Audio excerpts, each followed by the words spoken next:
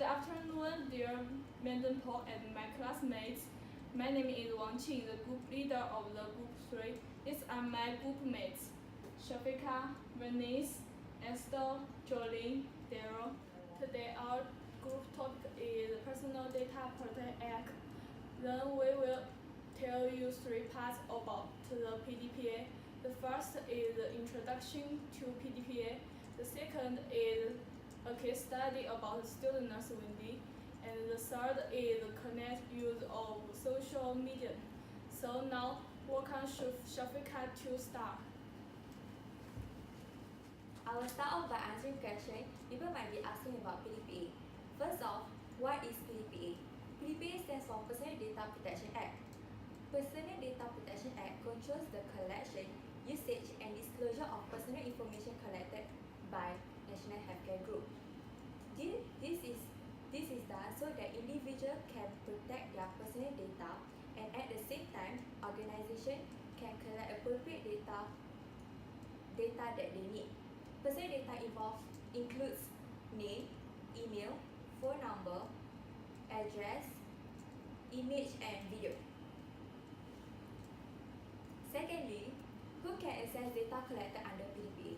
Data collected under Pdpa can only be accessed by nurses, doctors, or any healthcare workers involved in the patient's care. Thirdly, will Pdpa keep individual personal data for the long term? The answer is no. Personal data will only be kept as long as it is needed. This is done by reviewing data on a regular basis. Personal data collected will only be kept as long as the purpose is valid and accurate. Data that is not needed will be removed and deleted. Now I'll pass my time to Esther.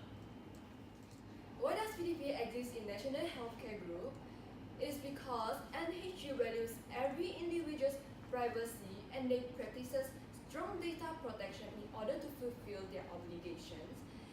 And it also to let patients feel more relief when they revealing their personal data or medical condition to the authorities. These are some cases that related to Pdpa.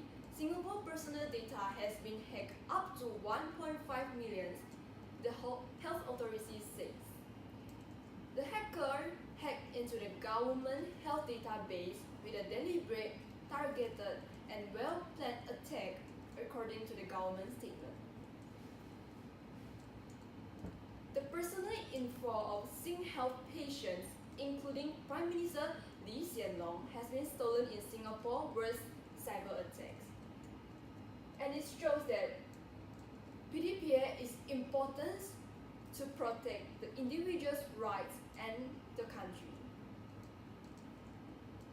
Here are some points that show what Pdpa does not apply to. Pdpa does not apply to business contact information, which is business address, email address, or other business-related information.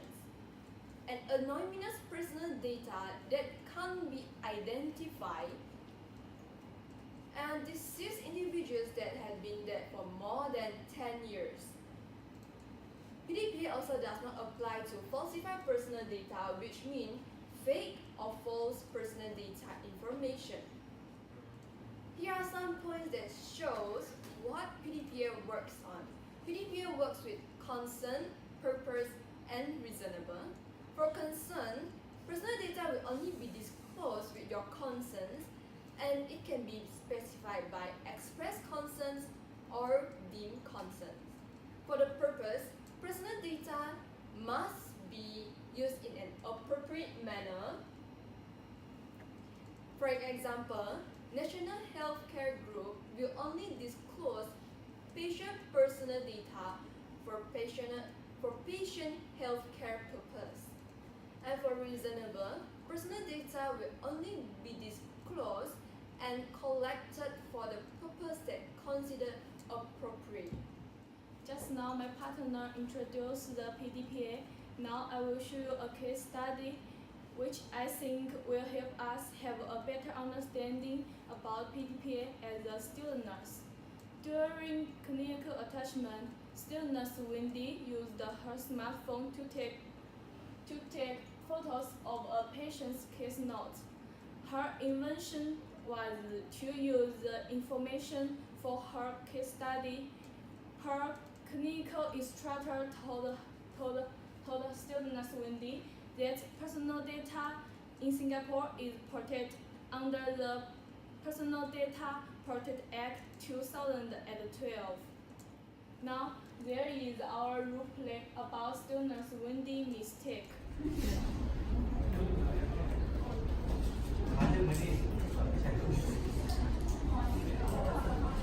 Student nurse Wendy, can you come over for one? Yes, doctor. I would need you to take the patient's BP and report it back to me. Morning, ma'am. I'm student nurse Wendy, and the doctor ordered me to take your blood pressure today. So, can you give me your arm?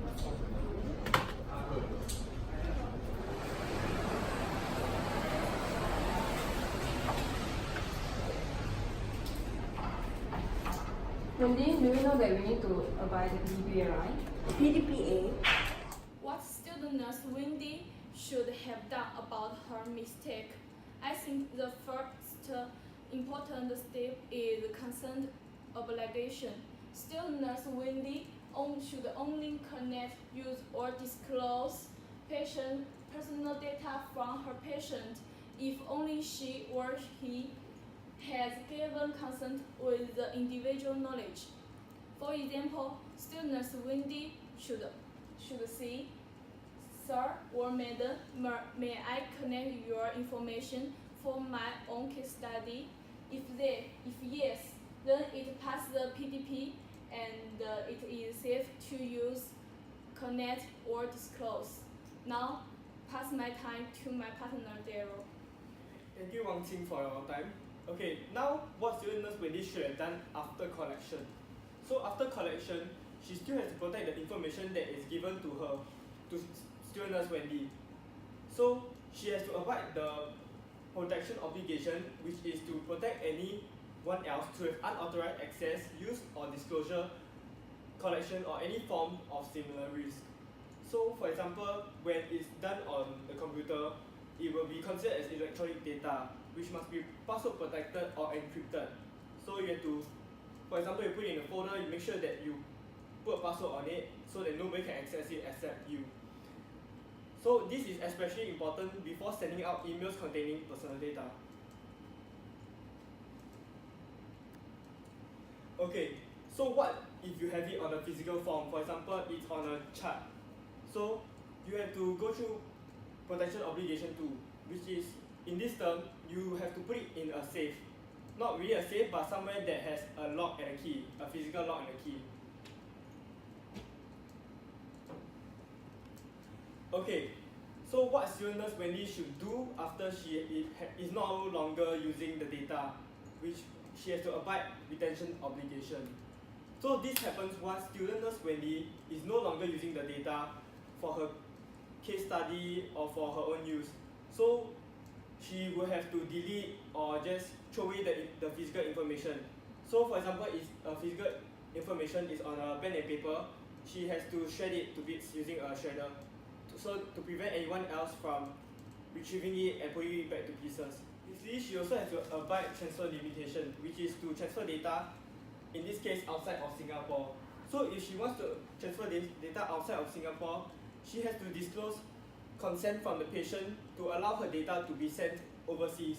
So she is required to sign an agreement which is called personal data agreement. Okay, for transfer limitations within Singapore, whatever use that in this event she has to transfer the data to another doctor, to another patient, not to another patient, but to another nurse in this case. For example, posting on Facebook, Instagram, or even any other social media platform, student nurse Wendy should seek consent from the patient before she can transfer her personal data somewhere else. So in this case, within Singapore, she has to sign a letter which is called letter of undertaking, so that the personal data can be disclosed to someone else. Okay, so now I'll show you another roleplay video, which is roleplay video act 2 is about what student nurse Wendy should have done. Good morning, ma'am. I'm student nurse Wendy, and the doctor has ordered me today to take your blood pressure. Shaking your head.